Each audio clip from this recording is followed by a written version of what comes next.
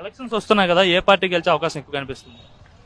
ఏంటంటే మన ఇండ్లని మనమే చక్కదిద్దుకుంటే బాగుంటుంది కాబట్టి టీఆర్ఎస్ఏ బాగుంటుంది అనుకుంటున్నాను. అంటే ఆల్రెడీ 2 సార్లు గెలిపించారు కదా టీఆర్ఎస్ పార్టీని, 3వసారి కూడా మళ్ళీ కేసీఆరే. మన ఇంట్లో కోపం వస్తే మనమే చెప్పుకొని తిట్టుకొని మళ్ళీ మనమే ముందర ఉండాలి.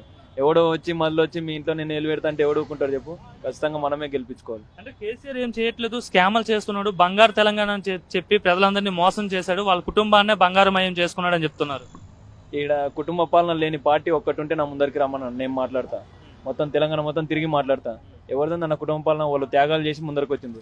వాళ్ళు ఇట్లా రాజీనామా చేసి పదవులను ఇట్లా తీసి ఇగ్గి బయటికి వచ్చిన వాళ్ళు అట్లా రమ్మను. వీళ్ళు తెలంగాణ ఇచ్చిందంటారు కాంగ్రెస్ వాళ్ళు. ఈరోజు మాట్లాడుతున్నారు స్టేజ్ ముందర రాహుల్ గాంధీకి డైరెక్ట్ చెప్తున్నా, నీవు ఇదే రాహుల్ గాంధీ దేశం మొత్తం నుంచి వస్తున్నావు కదా, కర్ణాటక మీదే రాష్ట్రము, మళ్ళీ ఆడ ఎందుకు నువ్వు 4000 పింఛన్ ఇస్తలేవు? మళ్ళీ అదే ఎడ్యుకేషన్ సిస్టమ్ ఆడ ఎందుకు పెట్టలేవు? ఈడ ఉన్న ఎడ్యుకేషన్ సిస్టమ్ ఆడెందుకు? మా తెలంగాణ మేము బరాబర్ చెప్తున్నాం కదా. ఈరోజు ఒకటే విషయము, తెలంగాణ మా ఇల్లు, మేము చక్కదిద్దుకుంటాం. ఈరోజు కాకుండా కోపాలు ఉంటాయి, కుటుంబ పాలన అంటావా ఎవడంటావా కాదు, ఒకటే మాట, కర్ణాటకలో చేయలేని మీ సంసారము బయట వచ్చి వ్యభిచారం చేస్తానట్లనే ఉంటుంది మీది. యువతలు వచ్చి మాట్లాడితే రాహుల్ గాంధీకి సూటి ప్రశ్న ఒకటి వేస్తున్నా, రేవంత్ రెడ్డికి చెప్తున్నా, ఓటుకు నోటుకు కేసులో దొంగ నువ్వు. ఇది బాగా గుర్తుపెట్టుకో రేవంత్ రెడ్డి. నీకు ఓటేయడం వల్ల ఆంధ్ర కోటేసినట్లన్న విషయాన్ని ప్రజలు మరుస్తున్నారు. నీ కేసు రీఓపెన్ అవుతుంది, తెలంగాణ అయిపోయినమ్మనే ఖచ్చితంగా నువ్వు జైలుకోతావు, ఇది పక్కా.